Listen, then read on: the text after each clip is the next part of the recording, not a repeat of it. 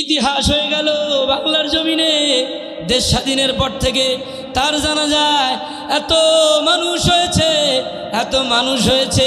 ইতিহাসের স্মরণাক্ষরে আপসহীন দেশনেত্রী, তিনবারের সাবেক প্রধানমন্ত্রী বেগম খালেদা জিয়ার কথা ইতিহাসের স্মরণাক্ষরে লেখা থাকবে কি থাকবে না বলেন?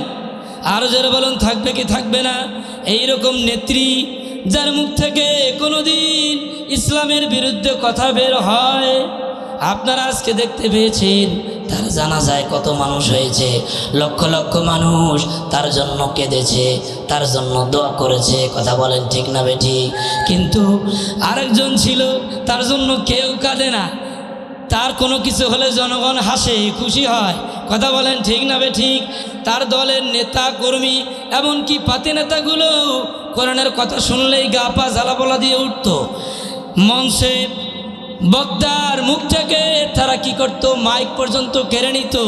তাদের পাওয়ার ছিল, শক্তি ছিল, তাদের অনুমতি ছাড়া আল্লাহর কথাও ভালোভাবে বলা যেত।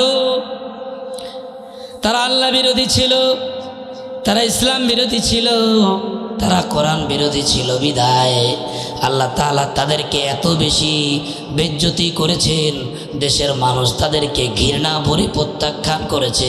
মুসলমান কথা বলেন ঠিক না বেঠিক? আর জোরে বলুন কথা ঠিক না বেঠিক? অপরদিকে আপনি তাকান আপসহীন দেশনেত্রী বেগম খালেদা জিয়ার দিকে। তার মুখ থেকে কোনোদিন একটা ইসলাম বিদ্বেষী কথাও আমরা কোনোদিন শুনতে পাই।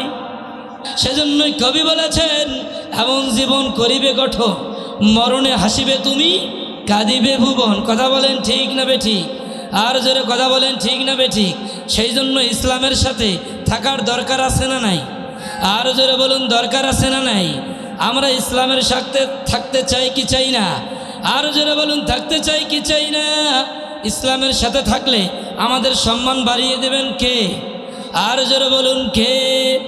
আল্লাহ তাআলা আমাদেরকে যেন ইসলামের সাথে থাকার তৌফিক দান করুন, আল্লাহুম্মা আমিন। প্রিয় আল্লাহ তাআলার বান্দাগণ, এই বাংলাদেশে দেশ স্বাধীনের পর থেকে 54 বছরের মধ্যে এমন কোনো দিনের পত্রিকা আপনি দেখাতে পারবেন না যেই দিনের পত্রিকায় ধর্ষণের খবর ছাপানো হয় নাই, দুর্নীতির খবর ছাপানো হয় নাই, অন্যায়ের খবর ছাপানো হয় নাই। এমন কোনো পত্রিকায় আপনি দেখাতে পারবেন না। বরং একটা পত্রিকায় 5টা 10টা 15টা 20টা ধর্ষণেরও খবর ছাপানো হয় কি হয় না? জোরে বলুন হয় কি হয় না? তার মানে বোঝা গেল এ দেশ মহিলারা চালালে কি হবে? মহিলারাই নিজেদের মহিলাদের স্বাধীনতা বা তাদের নিরাপত্তা দিতে পারবেও না। কেবলমাত্র শান্তি, নিরাপত্তা এবং স্বাধীনতা আল্লাহর কোরআন দিতে পারে। আল্লাহর কোরআন ছাড়া কারো কোনোভাবেই দেওয়া সম্ভব বলেন? কোনোভাবেই সম্ভব না। প্রিয় আল্লাহ পাক রব্বুল আলামিনের বান্দাগণ, বরং আমরা দেখে আসছিলাম নোংরা রাজনীতির ছায়াতলে একেবারে আমরা আবদ্ধ হয়ে গিয়েছি। কথা বলেন ঠিক না বেঠিক? যখন যেই দল ক্ষমতায় আসে অপর দলের উপরে জুলুম নির্যাতন করে। কথা বলেন ঠিক না বেঠিক?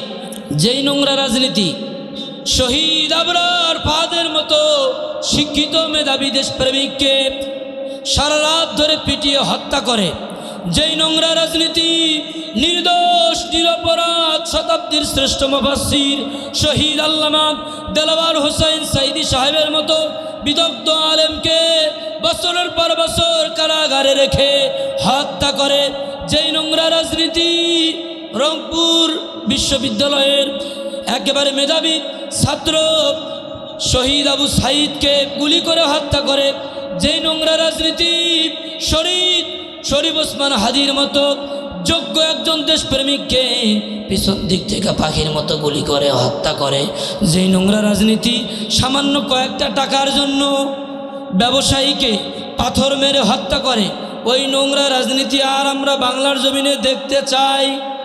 যারা বলুন ওই নোংরা রাজনীতি আর আমরা বাংলার জমিনে দেখতে চাই? আমরা দেখতে চাই কিসের রাজনীতি? আরও যারা বলুন কিসের রাজনীতি?